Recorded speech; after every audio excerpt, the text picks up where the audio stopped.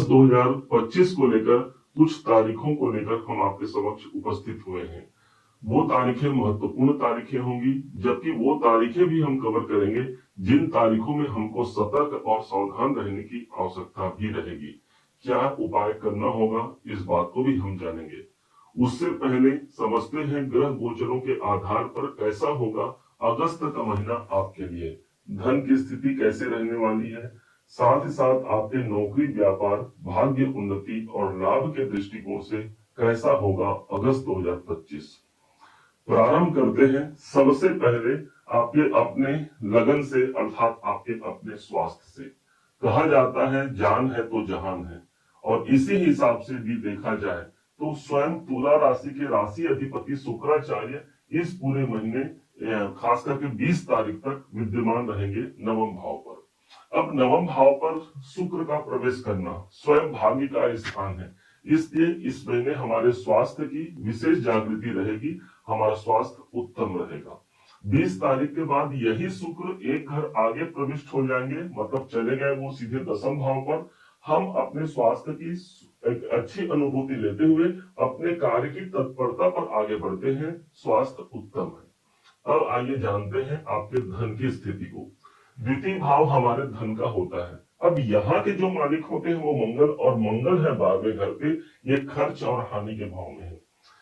सुन करके ऐसा लग रहा होगा आपको कि इस महीने हमारे खर्च और हानियों की वृद्धि होने वाली है, परंतु ऐसा नहीं है। यही मंगल आपके लिए बड़े लाभ के अवसर निकाल कर देंगे। क्यों आखिर? यदि देखा जाए, लग्न से देखा जाए, राशि से देखा जाए, तो ये हमको 12वें घर पर दिखा रहे हैं, लेकिन अगर द्वितीय भाव को हम लग्न मान ले तो मंगल, द्वितीय मंगल अपने से 11वें घर पर है, और 11वां घर जो होता है बड़े इनकम, बड़े धन लाभ का होता है।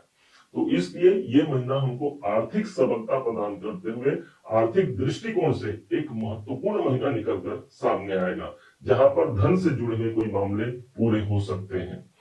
अब आइए जानते हैं सुख सौभाग्य के दृष्टिकोण से कैसा होगा अगस्त का महीना। समझिएगा, ये जहां पर 10 नंबर की राशि लिखी है यही आपके सुखेश है, और सुखेश बनते हैं शनिदेव, और यही शनिदेव आज वक्री अवस्था पर छठे भाव पर चल रहे हैं। तो इसलिए हमको यदि ध्यान देने की आवश्यकता रहेगी तो जो पारिवारिक जो माहौल है उसको हमको एक सुंदर और अच्छे ढंग से रखने की आवश्यकता रहेगी। छठा भाव रोग का भी होता है, तो माता जी के स्वास्थ्य पर भी हमको ध्यान देने की आवश्यकता रहेगी। जो विद्यार्थी हैं अपनी शिक्षा में एक अच्छी अनुभूति को प्राप्त कर रहे हैं, एक नया नॉलेज, नया टैलेंट हमारे अंदर विद्यमान होता है। अब आइए जानते हैं नौकरी कैसा होगा तुला राशि के लिए इस महीने। नौकरी भाव पर स्वयं शनिदेव विराजमान है, और वो भी अभी वक्री अवस्था पर चल रहे हैं। जो छठे भाव के स्वामी देव गुरु बृहस्पति हैं वो चल रहे हैं भाग्य भाव पर। इसलिए इस महीने कोई नए नौकरी की हम तलाश कर रहे हैं तो भाग्य के माध्यम से अचानक से हमने कोई कार्य किया है उस पर हमको पुनरावृत्ति देखने को मिल सकती है, और वो जॉब हमारा फाइनल होने की संभावना प्रबल हो सकती है। जब शनिदेव वक्री है तो एक घर पीछे भी इनका प्रभाव आ गया, अर्थात राहु के संग शनिदेव विद्यमान हो गए, या फिर ये कहें कि राहु और शनि का कॉम्बिनेशन हमको मिल गया।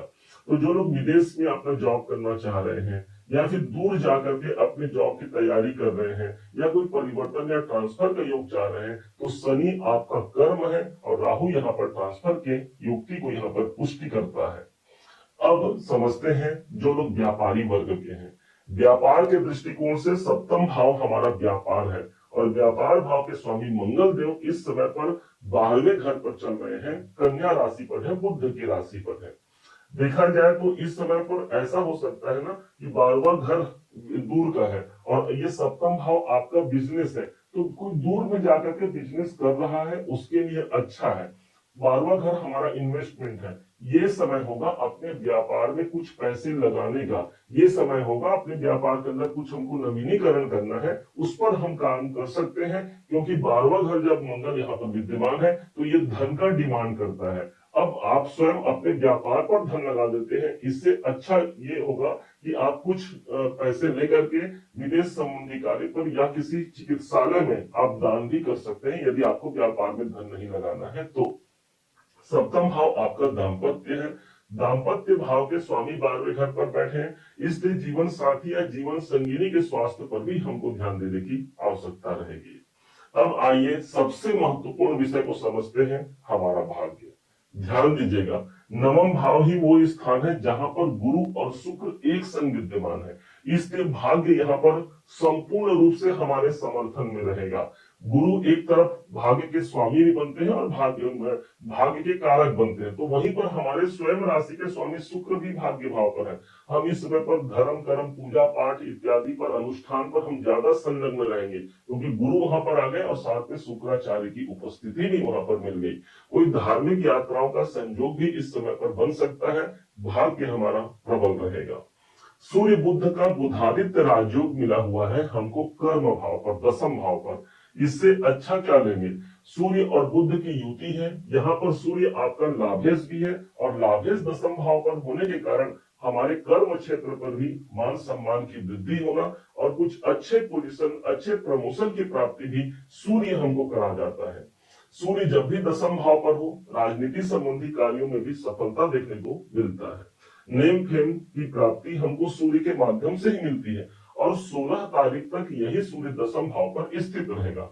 16 तारीख के बाद ये सूर्य एक घर आगे प्रविष्ट हो गया, जहां पर केतु ऑलरेडी विद्यमान है और घर है उनके स्वयं का घर। अब सूर्य अपने स्वयं के घर पर रहेंगे। एक अच्छी बात हो गई कि लाभ हमारा सिक्योर हो गया, हमारा जो कामनाओं की पूर्ति है वो सिक्योर हो गया। लेकिन यहाँ पर सूर्य और केतु का सूर्य ग्रहण योग भी हमको लाभ भाव पर मिला है, अर्थात जब तक हम उस चीज को त्यागेंगे नहीं जो हमारे मन में है, तब तक वो लाभ की प्राप्ति नहीं होगी। ये केतु के प्रभाव से हमको प्राप्त होता है। केतु जहां पर भी कुंडली में है वहां आप त्याग दीजिए, आपको वो चीज मिल जाएगा। हमारे लाभ भाव में है, तो जो लाभ की जो मानसिकता है, जो बड़े लाभ का अवसर हम चाह रहे हैं, तो यदि हम जब तक उसके पीछे भागते रहेंगे वो हमसे पीछे भागते रहेगा। और जिस समय हमने समर्पण भाव रख दिया, यही केतु आपका पॉजिटिव काम करेगा, क्योंकि अभी लंबे समय तक ये केतु आपके एकादश भाव पर रहने वाला है। अब आते हैं कि शुभ तारीखें कौन सी होंगी तुला राशि के लिए। ध्यान दीजिएगा, हमने ग्रह गोचरों के आधार पर कुछ तारीखें आपके लिए निकाली हुई हैं। तुला राशि के लिए अगस्त के महीने का जो शुभ तारीख है वो है 1 अगस्त, 2, 5, 6, 23, 24, 28 और 29 तारीख अनुकूल शुभ रहेंगे। इसके विपरीत 8, 9, 16, 17, 18, 25 और 26 तारीख को हमको सतर्क रहने की आवश्यकता भी रहेगी। यदि इन दिनों में भी कोई आवश्यक कार्य करना पड़ भी जाए तो अपने इष्ट देव गुरुवर का ध्यान सुमिरन करके आप अपने कार्य की आरंभ कर सकते हैं। अब क्या उपाय करना चाहिए, इस महीने को सर्वश्रेष्ठ बनाने के लिए सबसे अच्छा उपाय होगा पक्षियों को चारा डालना। पक्षियों को चारा डालने से हमारा बुध ग्रह मजबूत होता है और इस समय पर बुध आपके दसम भाव पर ही वक्री अवस्था से मार्गी अवस्था पर आ चुके रहेंगे 11 तारीख से, इसलिए पक्षियों को दाना जरूर दीजिएगा। उम्मीद है आप सबने इसे समझा, आप सबने इसे जाना है। यदि आपने इसे समझा है, जाना है, मेरे समझाने का प्रयास यदि आपको सार्थक लगा हो, मेरे समझाने का तरीका यदि आपको सार्थक लगा हो, तो हर बार की भांति इस बार भी अपना प्यार भरा लाइक और कमेंट करना कभी मत भूलिएगा। और हाँ, यदि अभी तक आपने चैनल को सब्सक्राइब नहीं किया है, सब्सक्राइब जरूर कीजिएगा। पुनः एक बार फिर आप सभी का दिवस बहुत मंगलमय हो, इन्हीं शुभकामनाओं के साथ। जय श्री राम।